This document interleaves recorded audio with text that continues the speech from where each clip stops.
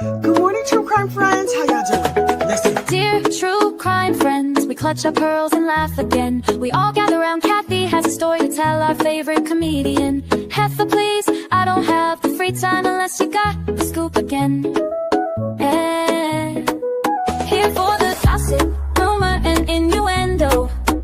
I will live for today until the endless heaven buffet takes me away. Hey, yeah, yeah. Hey there, true crime friends. Oh my gosh. Have I got a treat for you? Today, we are going to do it. We are going to have the hard conversations, the embarrassing conversations. Put your earphones in, get your clutching pearls. Wait, where are my clutching pearls? Got my clutching pearls. We are going to have a conversation that is for adults mostly, or for interested parties. No judgment. You should probably be over 18 to participate in this conversation. Please help me welcome Jessa Bell, our BDSM educator. Hi, Jessa. Welcome to Gossip Rumor and Innuendo. Thank you for having me. I'm so thrilled that you're here. Now, listen, the Phone a Friend series is a series of conversations when we're covering a court case during the normal course of our regular gossiping duties. We're out here in these true crime streets. We're minding other people's business. I'm reporting on what's happening in a court case. And then a topic comes up and I'm like, wait. We need to know more information about this. We've had Phone a Friend series when we had some LDS crimes happening, when we had Amish people, when we had religious, unfortunate unalivings, all different topics. If we need more information, somebody from the community will raise their hand and say, I know something about that. Let me come on and I'll talk about it.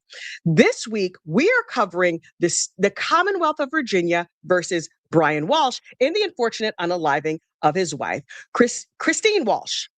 Brian Banfield. Brendan Banfield. I keep wanting to call him Brian Walsh. Go back to Anna. Human being.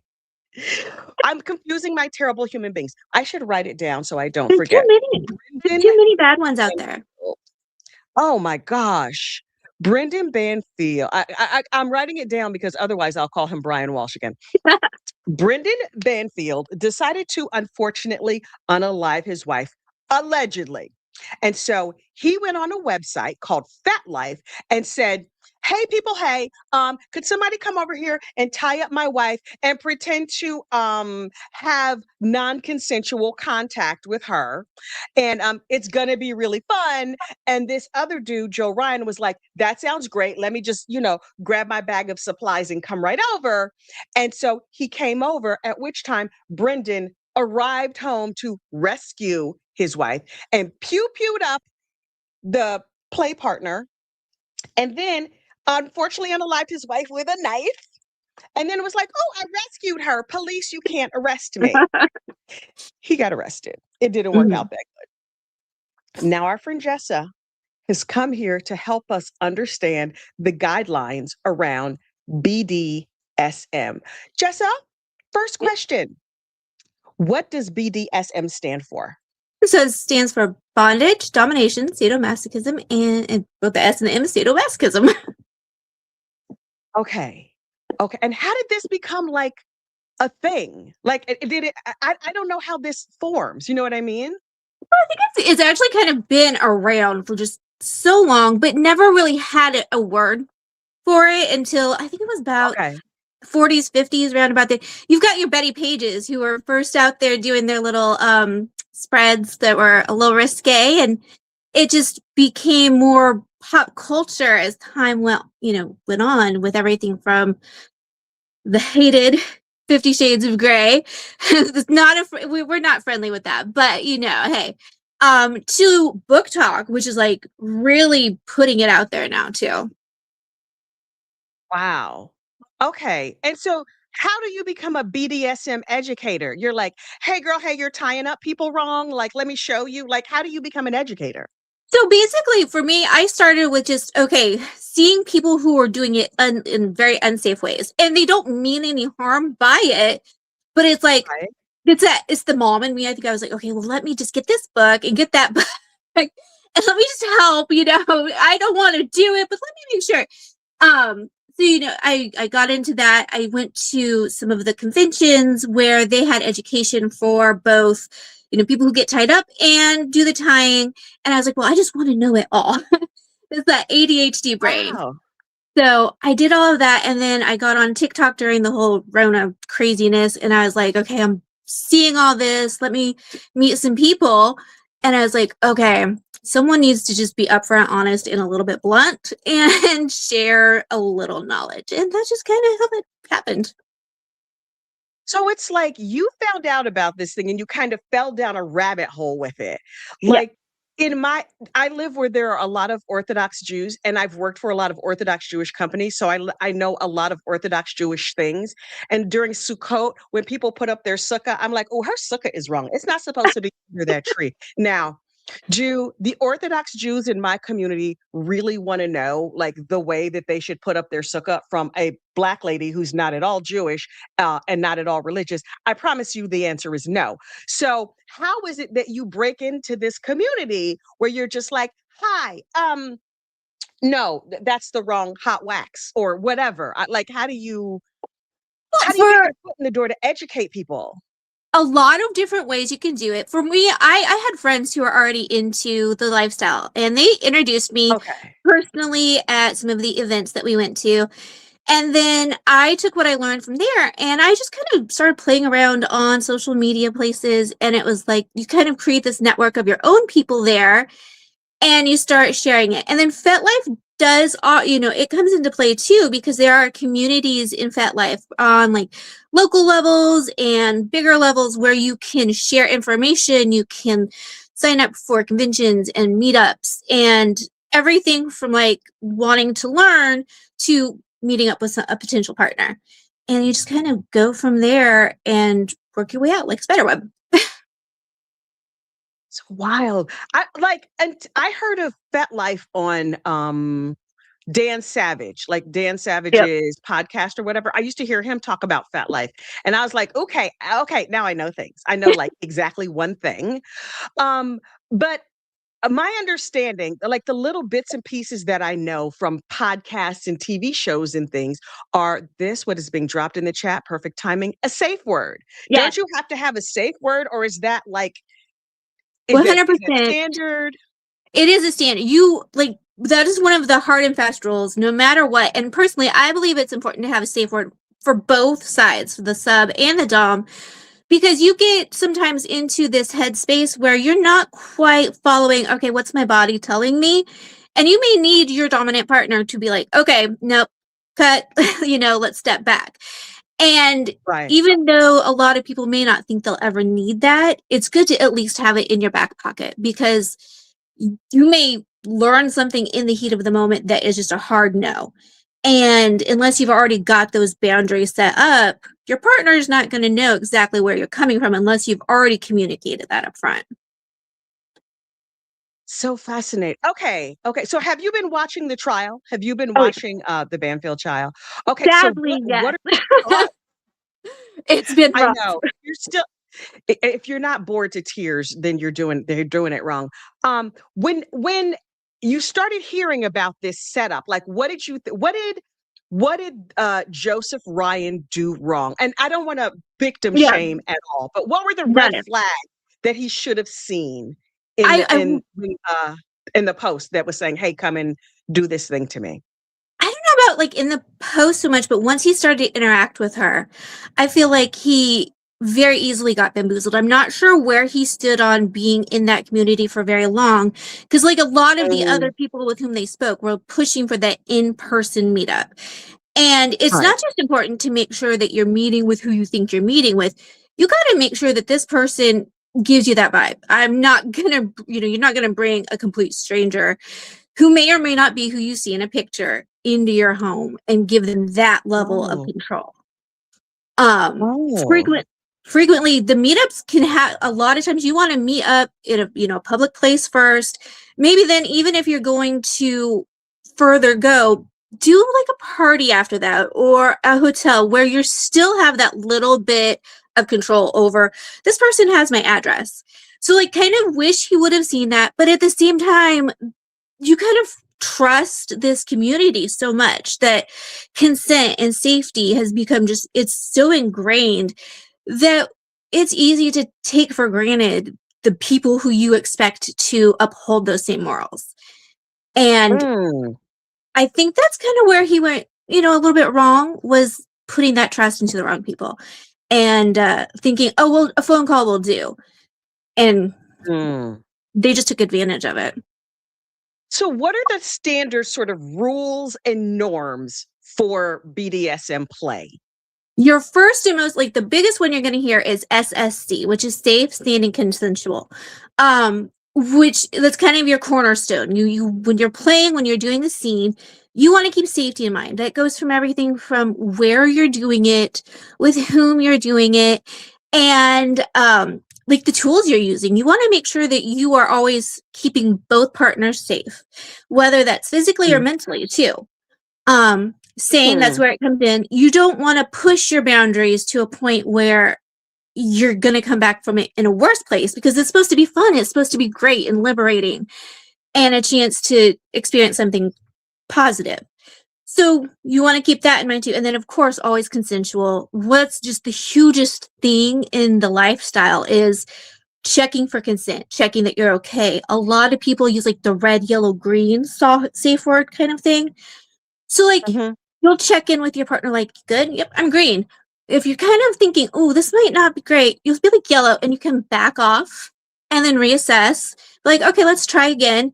And then red's that hard line, we're done, no more, stop. And then what you do after that is your dominant will provide aftercare, which is where when you're done, you're not just done. You want to provide a bit of a soft landing afterwards. To where you make sure your partner has water, they've got the drink, they've got safe, a comfortable fallback. And then you kind of go from there. So cake, so you could come over with your whips and your chains and a box of nothing but cake or something like that? Yep. I mean, that would just be me. I mean, that's what I'm I keep coming back to. What was it, the fruit, the apricot? I'm maybe yes. I'm just, because I can't think of anything else. Okay, I wrote down here on my notes tools, right? Because obviously there's going to be some equipment or whatever. But when they looked in the bag or the backpack of Joe Ryan after he had sadly been unalived, I was like, okay, they have locks with keys in them. There's some sort of strip with eyelets in it. There's an apricot. There's ropes. I was like, wait. Apricot is too small to be a gag. It has a seed. It's not enough to be a snack. If you put it in any part of your body, it's likely to get stuck. There's nothing to pull it back. So I was like, what's the apricot for? I'm still honestly, I asked some of my friends, so I'm like, it's an apricot and play, and they're like, what are you talking? I'm like, but I promise there's a reason. I'm not for me. And oh my God. We're stumped. So we're like, well, maybe he was just feeling an apricot, went to Walmart, was like, this looks tasty. Because we're over. The only other thing is maybe rubbing it, but it sounded more like it was a very more hard.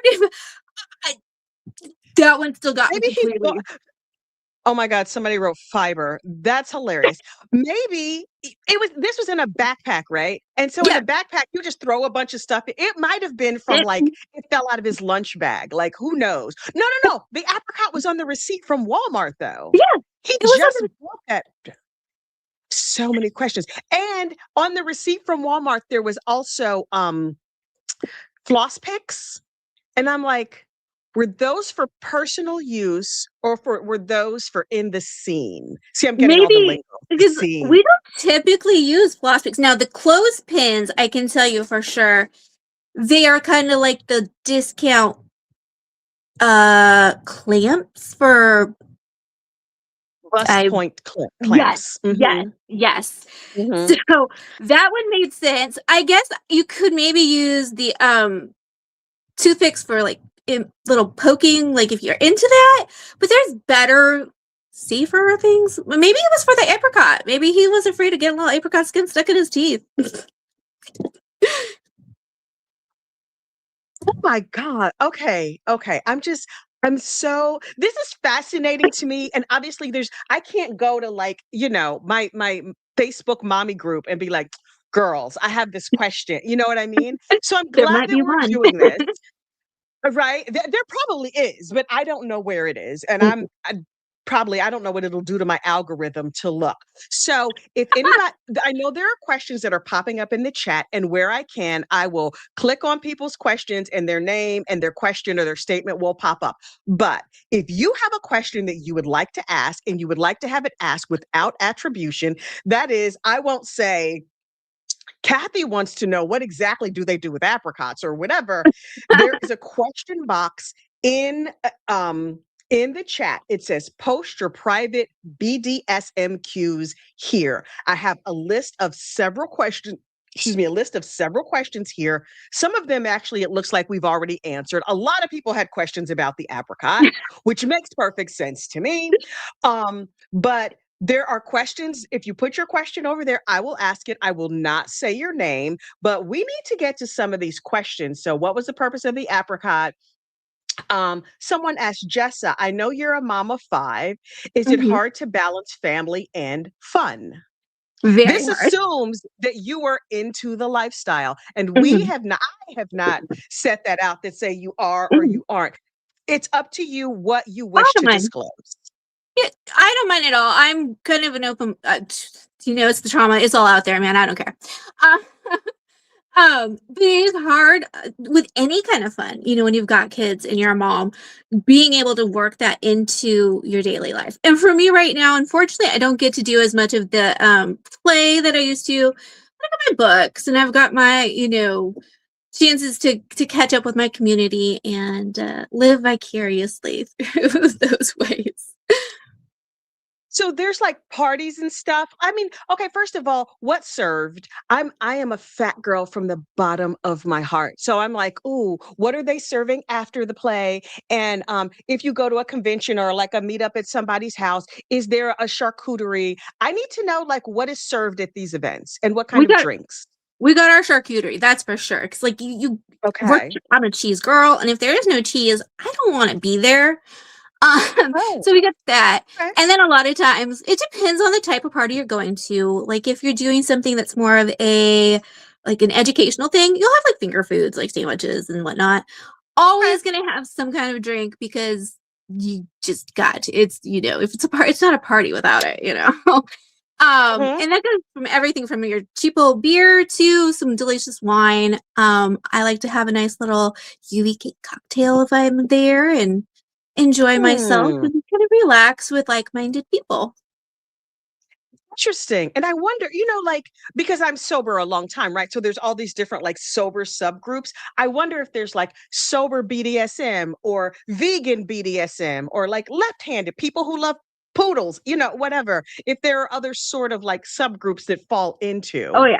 There Um, are you've got a lot of times there will be parties that are dry because we want to make sure that everybody's included and feels comfortable, kind of pulling yeah. back to that SSC type of, mentality. So we communicate that up front. A lot of times, so like on FetLife, for instance, you've got little communities broken down from like there is vegan toy groups. Like you can make sure that your leather is vegan. You can make sure your latex is. So you've got all of that there, from everything from area to the types of things you're into to the fetishes. Like if you're into one thing over another, it's all kind of grouped up on there, and you can just browse around and find your niche. So everybody gets to find like, okay, these are my people. These are all the left-handed vegans who enjoy honey on the second Tuesday of the month, whatever it is. They get together. Oh, right. The latex allergy group. Thank you so Yeah. much, Northwest. That Hmm. is an excellent point.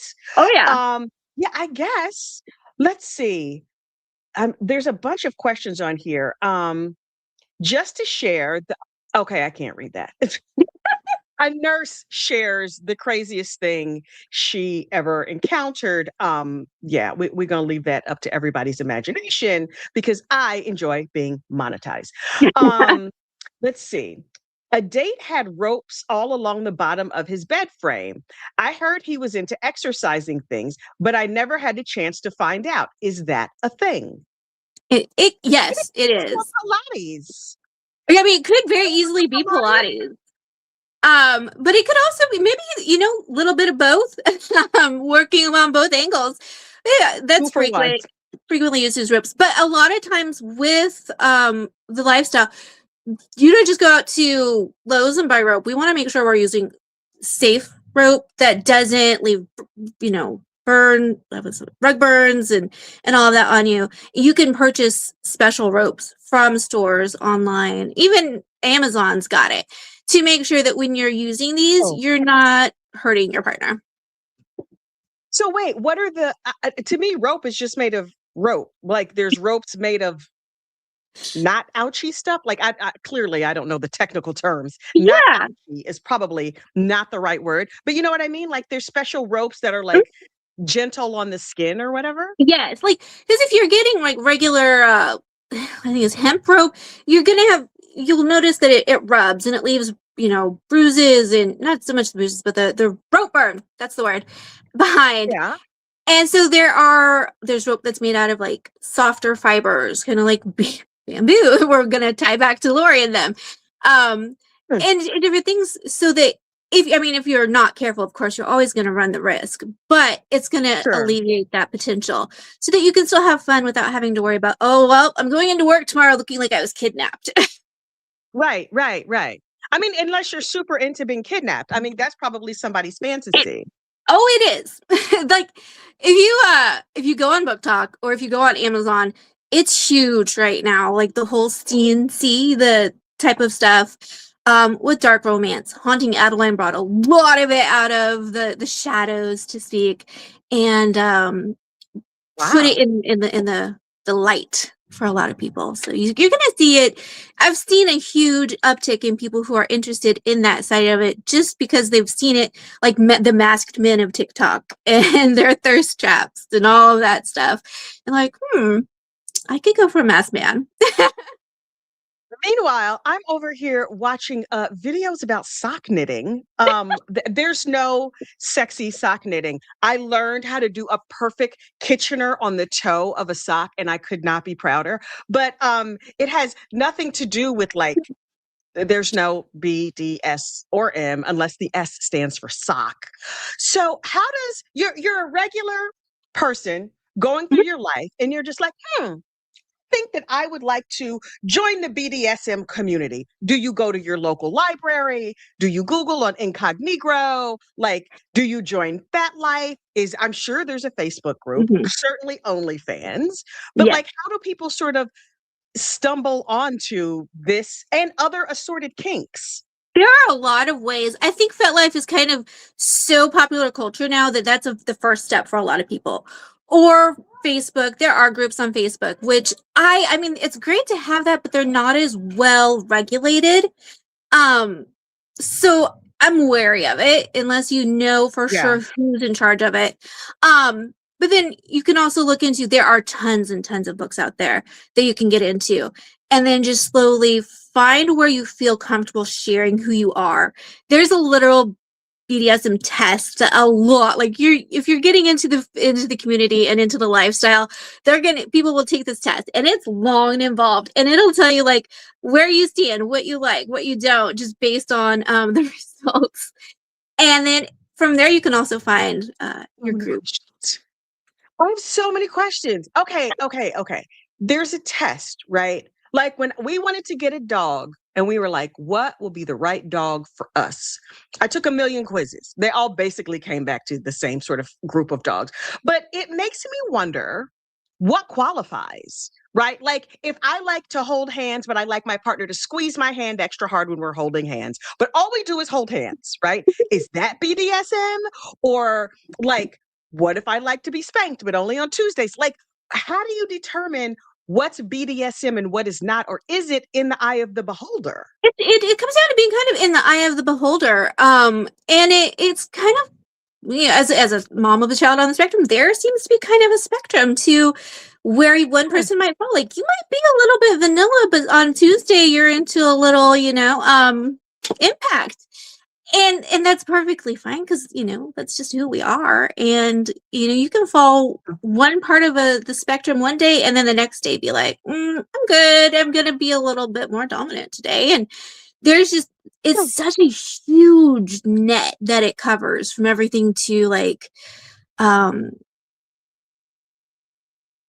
praise, degradation. Then you've got the physical side. Then you've got like the people who just want to live that lifestyle as every day, every minute. And you just can fall anywhere to where you're just like, I'm dipping my toes into, this is what I want every moment. So wait. I've seen people, I know people who are in my opinion, unhealthy relationships that could very well fall into the realm of BDSM. Now, to them, they say, "Oh, well, this is a biblical relationship where my husband talks mean to me and tells me what to do." Or they may say, completely out of like a religious or spiritual sort of sector, they may say, well, this is just the culture that we have in our house where the wife bosses everybody around and tells them what to do. I sort of feel like there can be sort of a gray area. You know what I mean? Like, how do you know if you're in an unhealthy a relationship where I mean, let's just say it, like abuse versus a BDSM kind of, I guess BDSM consensual has to be part of it, right? Yes, absolutely. No, is that consent? Like it gets confused in my head. And it comes down to having that open communication when it comes to being in that lifestyle. And BDSM or any kind of kink relationship that you have, one thing I tell a lot of my new friends, unless you feel comfortable communicating and being open, it might not be the life for you. Because you do have to have some difficult conversations, like about, okay, I don't feel good about this. If you're ever in that position where you don't think you can speak your mind, you're probably, no matter what kind of relationship it is, it's probably toxic and time to block. And yeah. But it's that feeling of comfort and knowing that you can safe word out, or you can end it. Because a lot of things, one thing that's kind of huge is like, there is power in submission, where yes, you're giving control to someone, but you still have the final say, like when it's over, when it's done. And even though you're handing the reins over to another person, you're doing it with that trust and that knowledge that you can pull it back if you absolutely must. And that's so important, to always have that mindset in your relationship, in your play scenes, anything like that. And I think, oddly enough, when I learned that about the lifestyle, it translated into my everyday life, to where it was like, okay, I need to be more vocal, set my boundaries, and not be afraid to speak up for what I think is right and wrong. And it led over to a more healthy psychological life for me too. Interesting. That's so interesting. Somebody made this comment, and I saw this on YouTube as well. I saw Kev on stage post a stand-up set with a woman who said she can only finish if her partner squeezes her unconscious. Eat. Yeah, I saw that too. He was doing, I think the set, it was Two Bald Brothers on Hulu or Tubi or something. And this lady was on the stage saying, yeah, that's sort of like, that was their thing, her thing with her partner, whoever her partner was. They had to choke her into unconsciousness. That was the only way for her to really arrive. Get there. That seems a little dangerous to me. And how do you know if, how do you not accidentally kill this lady? That's where it's so important to have a person who you trust completely, who isn't new, especially when it comes to things like breath play. You need somebody who hasn't, who isn't just like, okay, yeah, let me try this for the first time. They know where to put their hands. They know when to pull back. And to read your body, you need to be very comfortable and say that, well versed with that person. And they need to know you and be like, okay, this is what they do whenever I think it's getting too far. Let's pull back and stop, and then reassess from there. So it's not always just about what you know. You need someone who knows you and knows your body as well before you can safely go into that. So I have not dated since like 1999, 2000, something like that. I've been with my husband for a zillion years. But at the time that I was out here dating, I remember thinking it's hard to find somebody to date, right? Somebody that I like, that they like me, that I feel like, they have a good sense of humor and we have enough things in common to go to more than one lunch or whatever it is. So that strikes me as being difficult. Adding an extra layer of I want to find somebody I can date or a play partner or whatever, and they like the same kind of rope that I like. And they, you know what I mean? Like, Yeah. it seems like it'd be astonishingly difficult to find somebody with whom you have a good match. It is. First, for me, like my husband, he is super vanilla, bless his heart. But he's totally fine with me still exploring and understanding and learning about, new things and being caught up with everybody who is still in that lifestyle. Pause. Pamplemousse. That's my safe word. You have a husband who's very vanilla. He's comfortable with you playing with others outside of that relationship. Is that what I'm understanding? I mean, he would be, but it's not something I want. I just like to stay in contact with them and keep those friendships. And it's more, he's tried. I love it. He's so sweet. He's like, okay, yeah. And I'm like, no, baby, it's okay. It's all right. It's not doing it for me. Yeah. Like, it's okay. It's all right. Okay. But for me, and I think one of the key things too is to find somebody inside or outside of the lifestyle that you're going to click with, because at some point those parts might not work anymore and you're going to need to rely on that first and foremost. So you have like with the we also had a phone a friend where we talked about poly relationships, right? And they're sort of like you establish this relationship primacy. This is my person and here's the rules. This is my husband, my partner, my whatever. And then you might also have play partners, and that play can include or not include your partner. It could be like you sort of set up those rules. That's the sense of it. Not you necessarily, but people in general. Absolutely, yes. And it comes down to filling those needs, knowing where you feel comfortable with it, and knowing that your partner is comfortable with it too, because you don't want to be setting up these sketchy meetups with somebody who could go back and be, a Brendan Banfield and all that. Right. So it is common for that to happen. And again, it always comes back to the communication side of it, though, and vetting that person, knowing who you're getting into this with on both ends. Are there Yelp reviews? Can you be like, hi, my name is Kathy the Gossip, and here are my Yelp reviews from Fat Life. I'm great with, cupcakes and aftercare. I'm not so good with tying you up, although I can knit you a nice sock. Like, how do you get a review from somebody? Like, how do you vet these people? That might be a good idea. I'd come to think of it, adding that into a lot of it though is coming from like word of mouth. Flipped. Like just add that in, like, yeah, hey, 10 out of 10 on this. Yeah.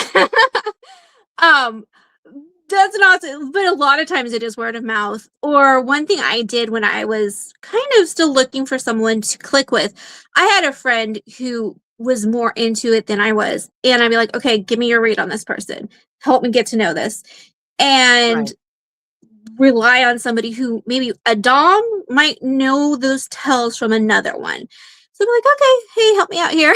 Like, is this a person that I'm going to like or not like? And really, you just kind of got to rely on that unless you have people who have already had an experience with them.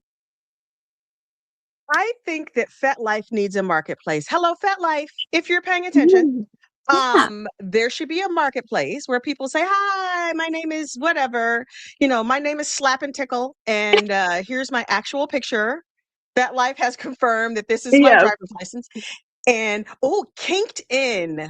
Oh, my God. Like LinkedIn, but I love that. We are inventing things right here today. Trademark Kinked In. Yeah. Where you can just be like, okay, look, here's all my reviews. And like Amazon, he's good at this. He arrived late, his breath smelled like Cheetos, whatever. I don't know. A little DoorDash review, like how many stars? he eats garlic. It's a no. But like, Mm-mm. so based on some of the things that you described, um, when people go to these sites or find somebody out in the world or at a convention or at a party, I feel like what I'm hearing you say is it's not necessarily like naked no place time. I'm just trying to Mm-mm. keep this for a Sunday afternoon. You could keep all of your clothes on and still participate Oh yeah. in these scenes or play or games or whatever, and still not like break any of your marriage vows or break any commandments or anything like that, and still participate in this lifestyle. Is that what I'm hearing you? Yeah, absolutely. Like just like any other thing, you can go into it if there's something called shibari, which is kind of like art with rope where you're tied up in these really neat, intricate ways. And you can go to one of these and be a participant and have somebody tying you up. And you don't have to have any kind of entry things happening. It can just be enjoying that. And even have your partner here to watch. If they don't know how to do it, they can be like, oh, okay, this is what's going on. And then just go right on back. Or impact type of things and keeping all the clothes on. It's really neat because you can usually always set the bar for what's good for you. And hopefully, with luck, you'll find somebody who's like, yeah, that works for me.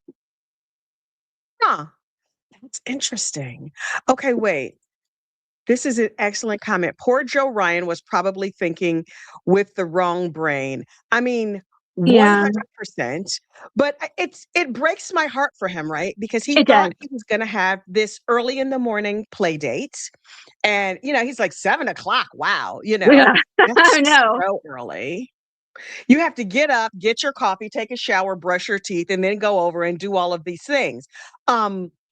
Which, whatever blows your hair back, he thought he was getting one sort of thing. And it was Hmm. obviously, it seems like to some of the users on the website they were using that this was clearly a setup, that there were lots of red flags for other Hmm. people. And they Yeah. said no. In the Obviously the information that we have is extraordinarily limited, but what are some of the things that these catfishers, Brendan Banfield, I almost called him Brian Walsh again, Brendan Banfield and Juliana Perez Margot Heiss, or however you say her name, what are some of the things that we've read that they said and did that would be a clear red flag for anybody to go, oh, something's hinky here? No safe words. That was like, no, that's the biggest red flag. Like if you don't want to, no, we're not doing that. And not meeting up in person first. Those are just like that's the first thing. If you have a person who is a submissive who's like, no, I don't need safe words. No, you do. Or especially a dominant who says that, because that's very easily getting into those territories where it's almost predatory.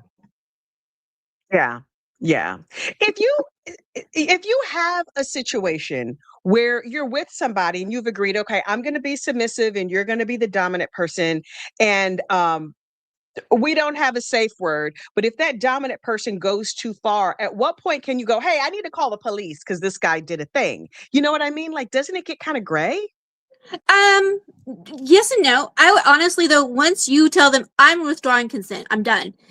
If they don't listen, call police. Do what you gotta do. Punch them in the jewels. You do you. That comes first and foremost is your safety. If Right. you have expressed it even without safe words in place and you have just straight up said we're done, it doesn't matter because you've obviously made yourself clear.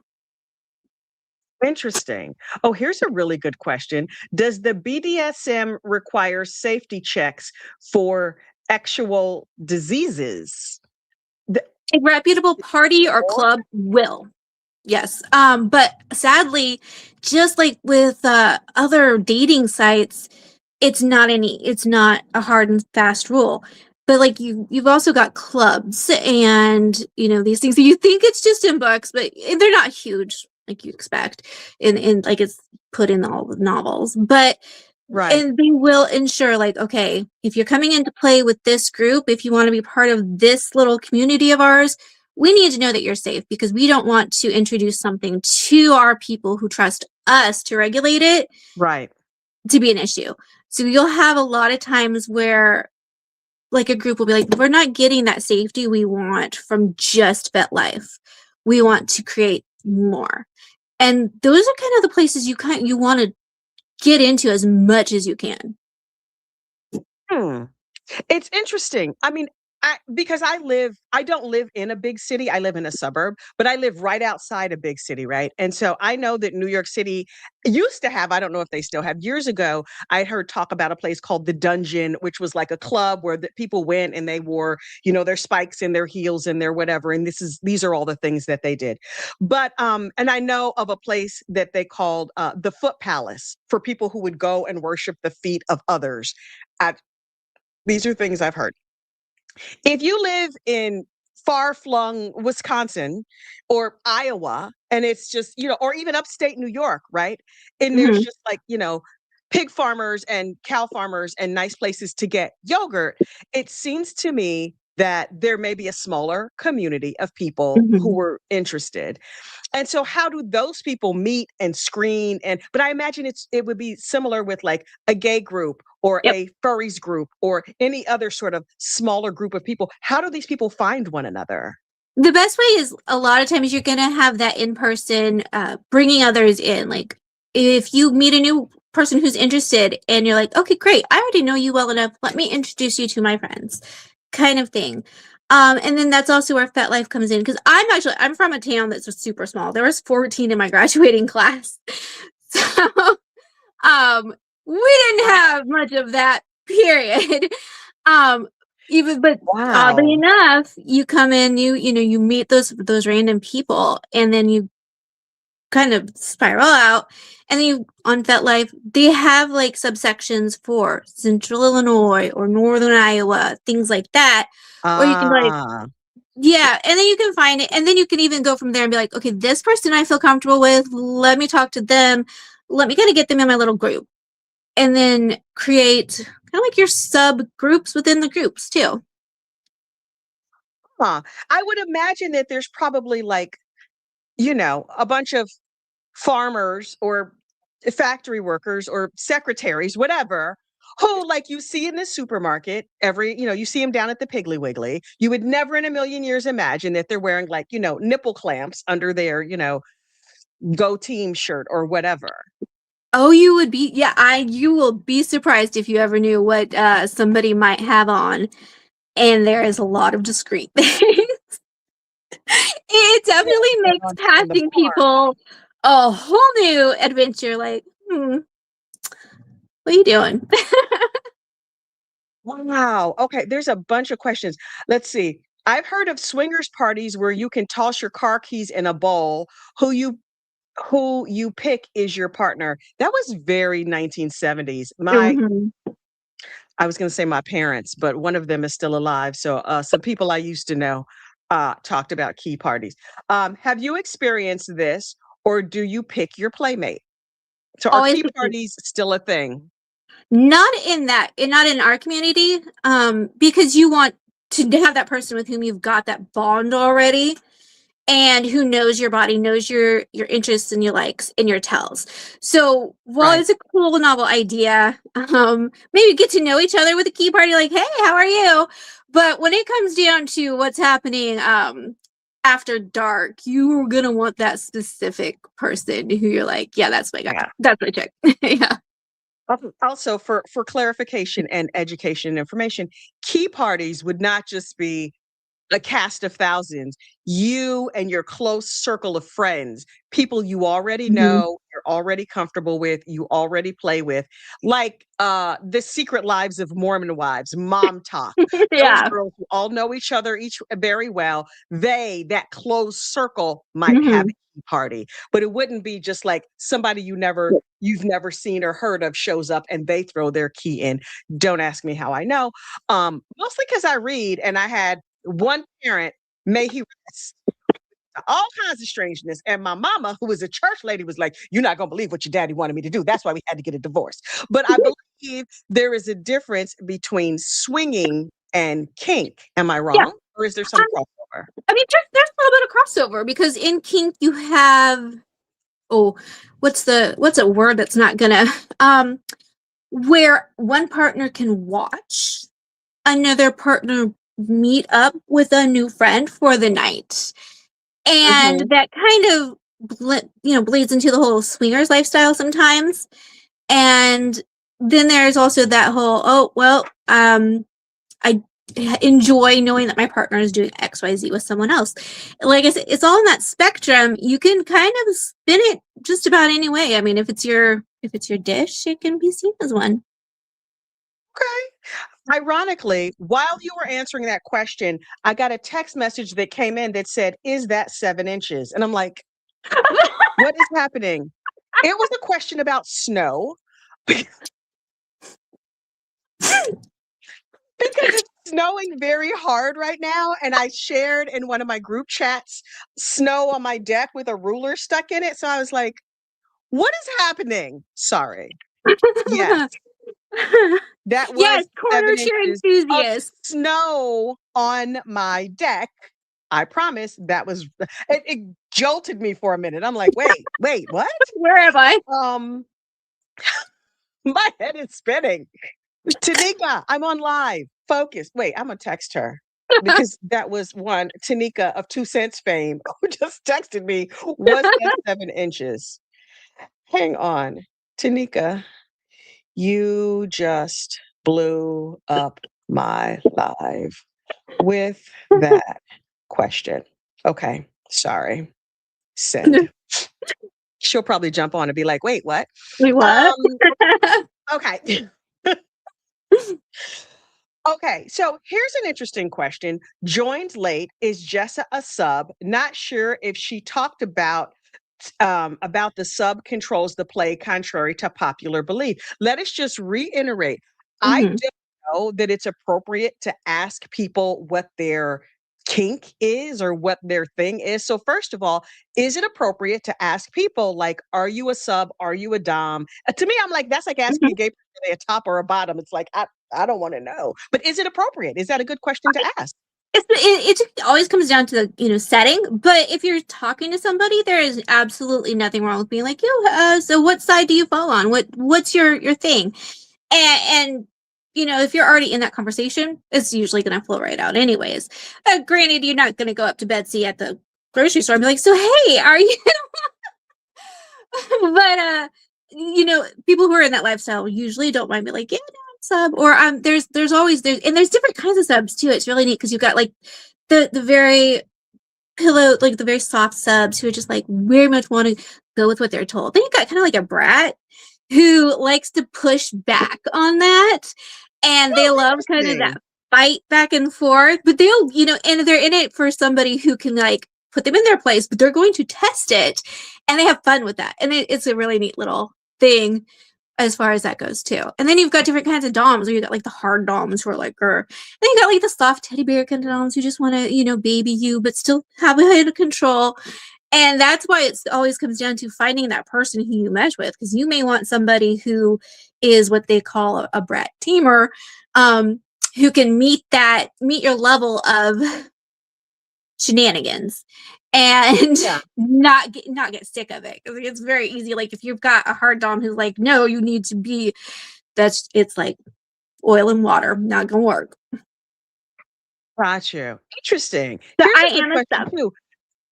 Okay. Mm-hmm. Don't you need a sub and a dom? I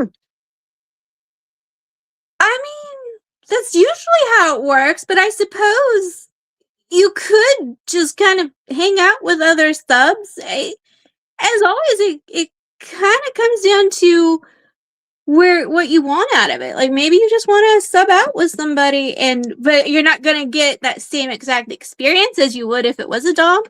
But yeah, I mean, I suppose you could just have 2 subs hanging out, just being little softies together.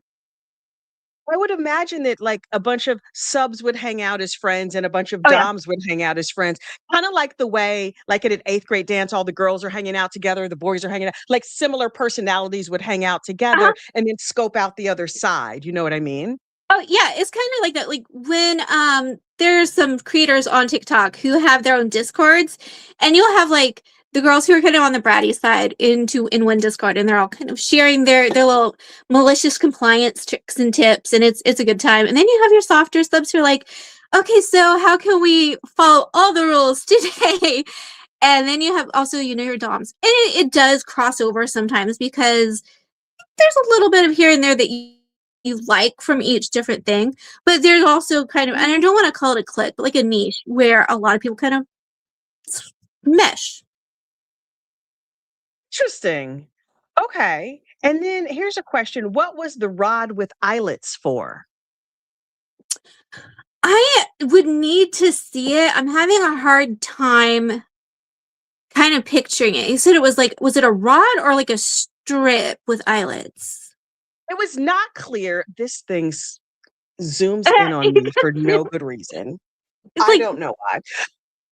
It sounded almost like a leather cuff, maybe, or a spreader bar that might have those on it. I would definitely need to. Spreader bar do?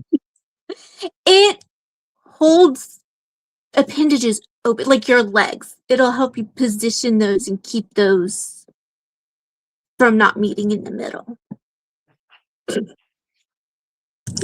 Okay, I'm gonna have to do some math later. And then he had keys with lock. He had keys with padlocks with keys. Yeah, makes sense to me because I know you do. You don't want to be like, hang on, 2 to the left, 4 to the right, 2. No, hang on. If you could hang on one more minute, like I could get that ball gag out of your mouth if I could get this 2 to the left, 4 to the right. Like I have. My mind is a wild and magical place, and everything about the list of stuff he brought just gave me so many crazy thoughts in my head. And I was like, honestly, like what if you lose key? Do you keep the bolt cutters? How is this safe? The items he brought kind of threw me for a loop too, because I'm thinking like, these aren't your normal. I'm like, you can tell that, because I believe I remember they were asking him to bring certain things. And I'm like, this doesn't go with that. We don't chains and for that kind of scene. Did not make much sense to me. I mean, I can understand, locks and whatnot, but usually there are specific ones that you want to use that have those fallback safety features. So like if you've lost your key to it, you can like press a button or do what you need to do to quickly release it. So because God forbid you don't want to be trying to remember a code. You're like, wait, 24 36 24 was not for this lock. That was for that lock over there. Like, yeah. Like if you called red, you need to stop it right then. Right there, and like be able to just like drop it all fast. And that's why you have a lot of like the cuffs that have the little buckles and things that can quickly be taken off. Oh, like a quick release. Like strippers in their Velcro pants. I'm just trying to relate this to things that I know about in my own life. Okay, let's see. Here's a question. Since this is private, it's interesting when you and your partner are both doms. That's not a question. That's just a statement. Okay. I mean, sorry if this is. Go ahead. I see. Yeah, I mean, you're gonna have that too, because a lot of times you're gonna meet somebody who you click with on like that personality level, and then in the bedroom you find you're both very much dominant. I would love to see how that works out. I'm sure that's an interesting power play. Like arm wrestling to see who gets to be the dom today. Let's see. Sorry if this has been asked previously. How much is 50 Shades of Grey hated in the BDSM community? Immensely. That it's like the most hate I personally so much. I love me some Jamie Dorner, and the fact that it did at least let us see his physique. That is the only good thing I can think of from it, because it's just interesting. It's just it gave the wrong impression. Like if you look at it, that man broke all those boundaries. He was kind of a stalker, and like let's be honest, if he wasn't a millionaire and lived in a trailer, it would be Criminal Minds, not 50 Shades of Grey. Oh, here's a good question. Can you be both dominant and submissive? Yes, you can actually. That is something I find myself sometimes falling into. And a lot of times with your brats, you kind of get that. It's called being a switch. So you'll find that frequently too, because you're gonna have those days where you're feeling like, I just really want to let some steam off and, take control. And then you're gonna have those days where you're just like, baby me. And that's just kind of comes with the territory. So yeah, absolutely. Interesting. You know what's so funny? Like, I'm such a dominant person in my own life. I call it having that takeover spirit.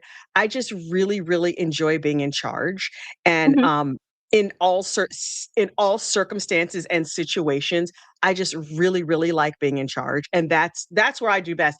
And if somebody who is in charge and I feel like they are not in charge enough or in the right way, or running things the way I think they should, I will very politely take charge.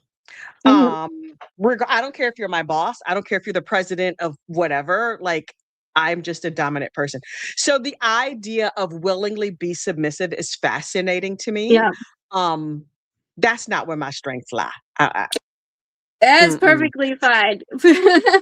And you're gonna Nor have that, like, this kind of play either, right? I mean, yeah, unless I'm like, somebody do these dishes. Like maybe I'm just a dom at my house, or maybe I'm just a parent. You know what I mean? I was The gonna wife. say that's where it comes into, because like if outside of bedroom time, I'm like, listen, it's gonna have to be my way, because if not, it's wrong.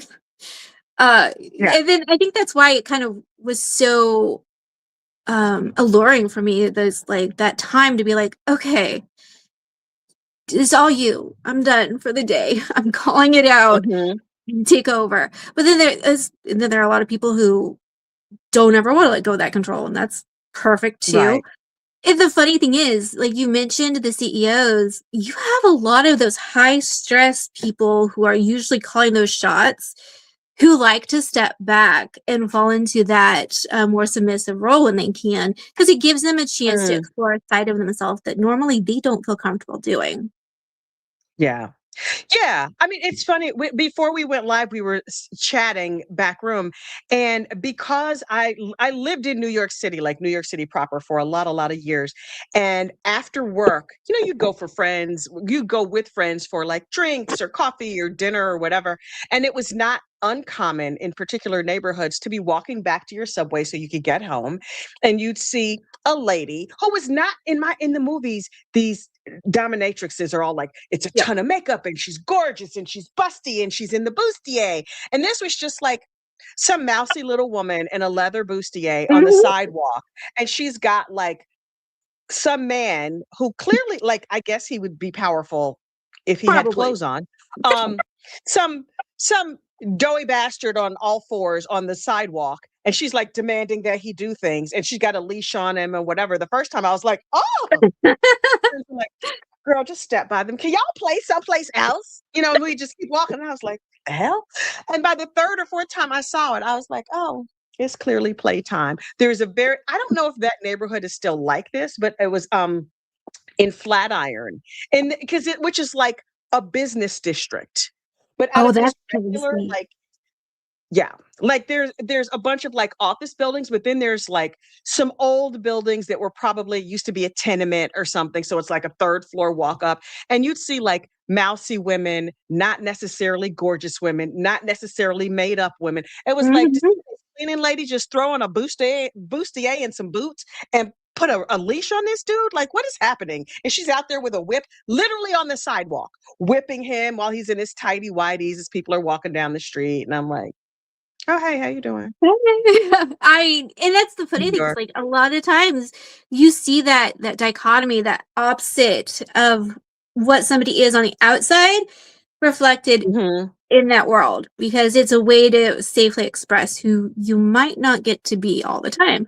I love the fact that they're Yeah. mousy and just really like, but I'm gonna rock this today. Yeah. Oh my gosh.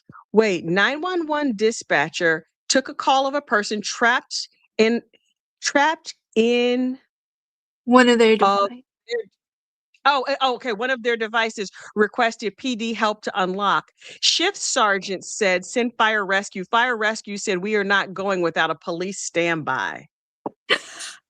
I I don't, would love to have heard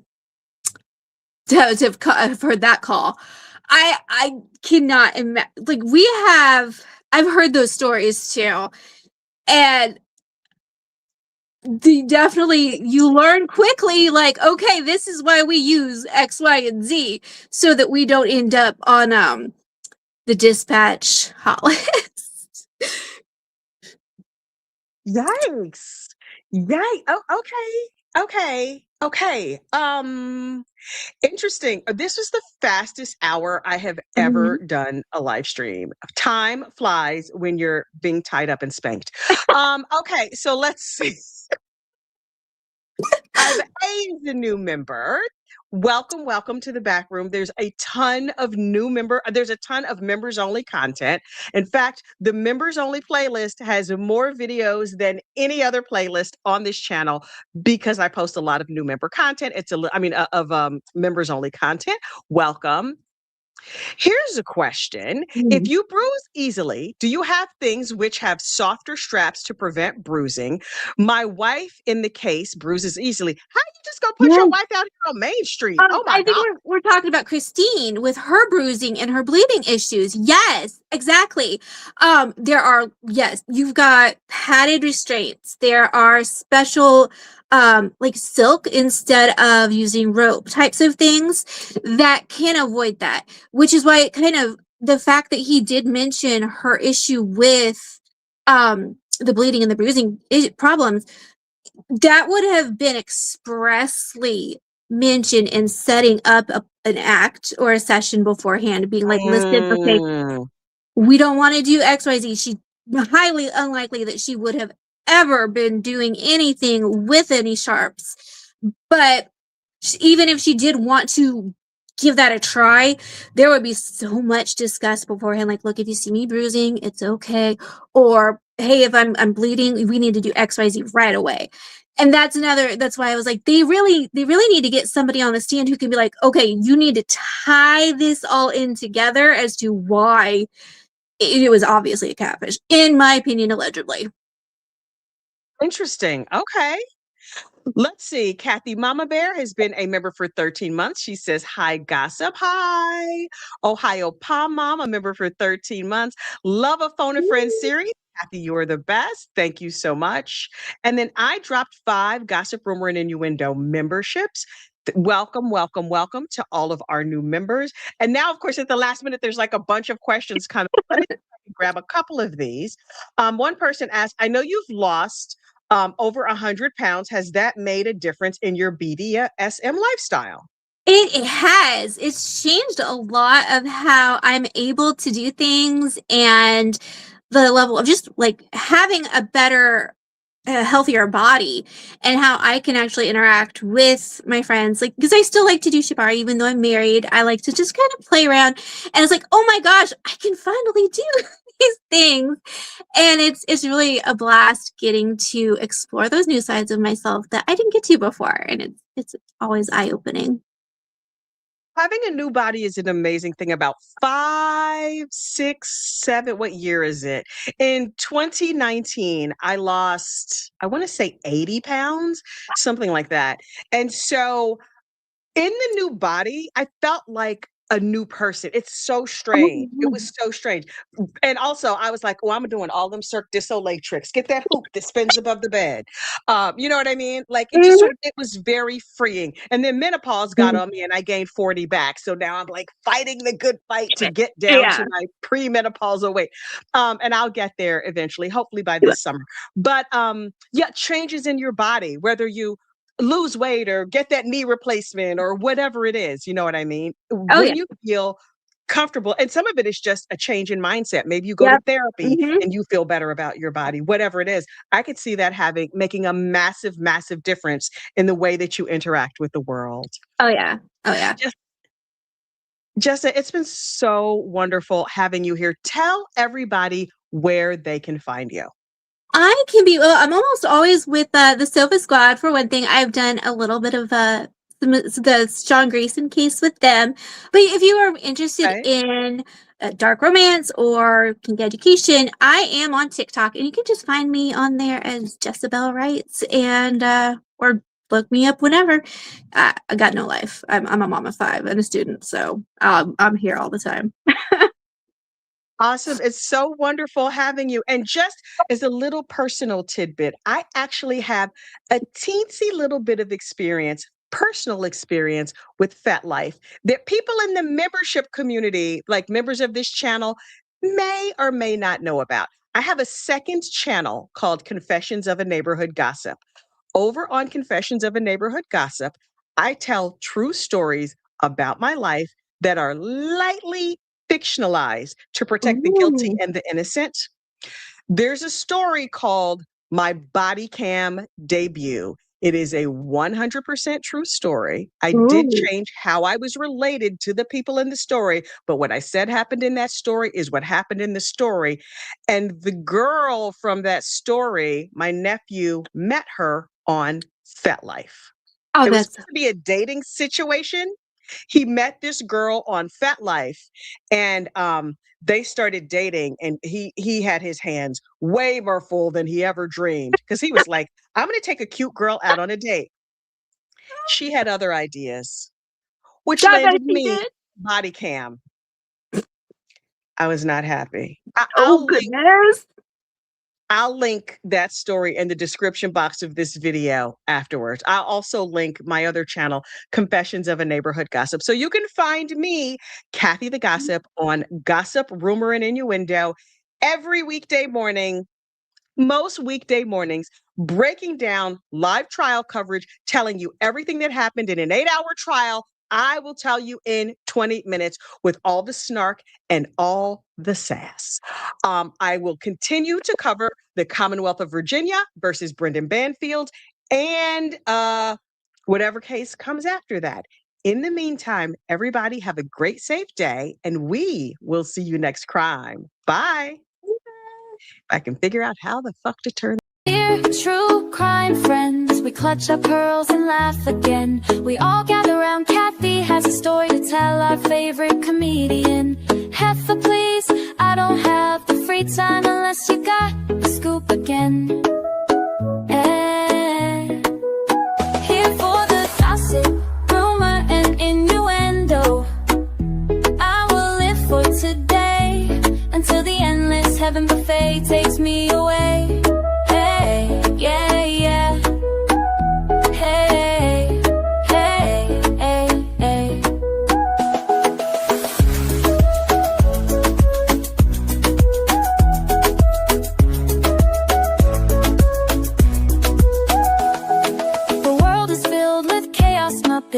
They like people to kick the bucket from Idaho, Iowa, and everywhere in between.